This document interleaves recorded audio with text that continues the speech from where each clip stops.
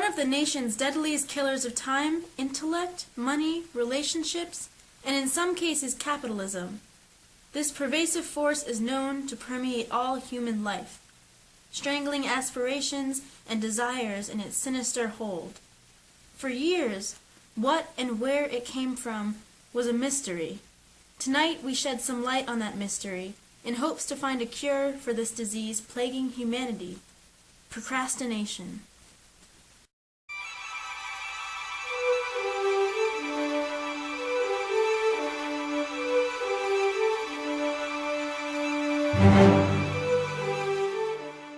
The origins of procrastination are shrouded in mystery. While historians were only able to piece together some events relating to its origin and uprise, not much else is known. Procrastination has been in our society for thousands of years. No one really knows where it originated from, but the first recordings of it come from a Greek society by a philosopher by the name of Procrastination. Now, Procrastination first recorded this phenomenon in his document titled 10 Things Nobody Wants to Do, by observing his slave labor force. In it, he noted that when his slaves thought he wasn't looking, they wasted time in the day with a form of procrastination called Greeking out. Or they would just fight each other to death. While hinted at in small texts in the coming centuries, procrastination was not seen documented again until the Mongol Empire around the early 1200s. Now, the Mongol Empire, one of the most powerful empires in the entire history of Asia, known for housing military greats such as Genghis Khan, who was known for his military prowess, did have its fair share of bad leaders. In an attempt to maintain power, the Yuan Empire placed Lei Zi upon the throne.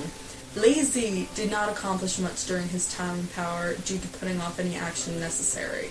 In fact, his empire was known for interpretive dance.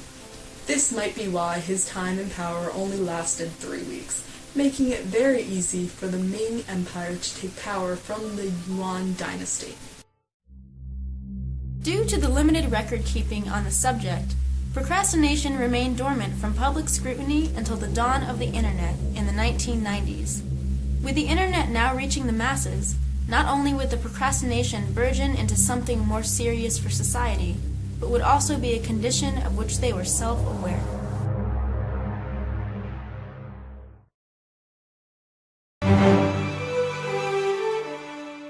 With the massive rise of computers, video game consoles, and smartphones into the market over the next several years, it soon became commonplace for every individual in the household to own at least one of these devices.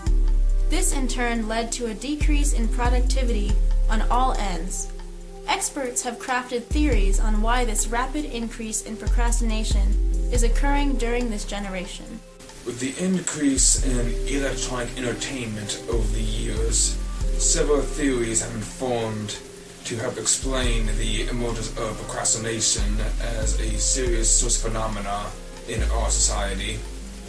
The first modern theory is known as the Netflixian hypothesis, where an individual is so engrossed in watching a TV series that it is literally a struggle for them to get up and do any actual work, as it would be more preferable for them to just watch the next episode.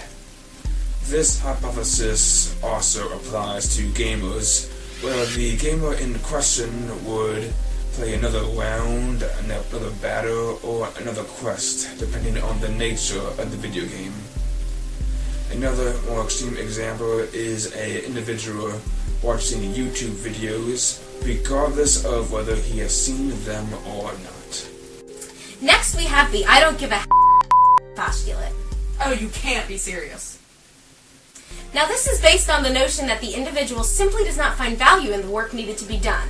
Therefore, they will only seek out their own entertainment. That is not a valid theory. Yes, it is. But if you think you have a better one, let's hear yours. Fine. The correct theory is the oops, I forgot speculation, in which an individual does not remember that they have work assigned, so therefore they cannot complete it. What? How can you procrastinate on important work you don't even know you have. Exactly. That is the most asinine thing I have ever heard. Why would you ever support such an idea? It holds more weight than your theory. No, it doesn't. The I don't give a postulate, supported by numerous journals from the Barley Stryker Institute. Oh, you mean the BS Institute? Oh, that is it. No, you listen to me. You listen to me! You're the I one will who's tell you calling something me. right now about my You're such a 17 hard day PhDs, at work. Such a hard day at work. Harvard, Such a hard day at Stanford, work. Crazy Barley Hey. Stryker girls, Institute, crazy people Howard that know how to Community feel College, alive. Towson What are you University. talking I about? am a PhDs! Can we please just finish this segment? Fine. Well, there you have it. My postulate, the quintessential theory. And my speculation. The superior one.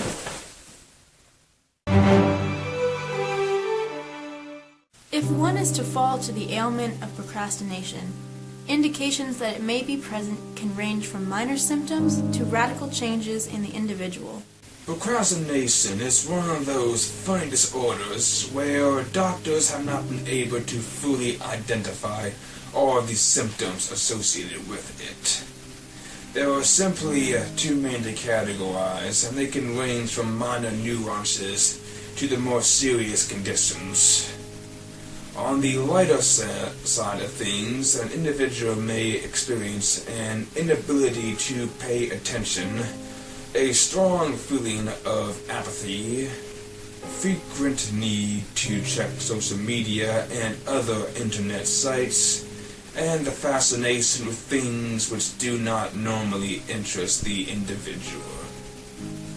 On the other side of the spectrum, we encounter more volatile symptoms, such as incessant hunger, the frequent need to urinate, extreme fatigue, hallucinations, and bad breath. With procrastination expanding to global proportions, scientists have begun to look for a cure to the self-proclaimed international epidemic. Labs such as the Continued Research Against Procrastination, or CRAP for short, are looking into developing drugs to combat the effects caused by procrastination. The biggest problem our lab has is a lack of funding due to low public awareness. Procrastination is different from issues such as obesity and communicable diseases, and that can happen to anyone, regardless of diet, physical activity, or heredity. People need to understand that this can happen to anyone at any time. Unfortunately, research progress has been slow, as it's been a lot of independent laboratories working on their own approaches with no real unified effort.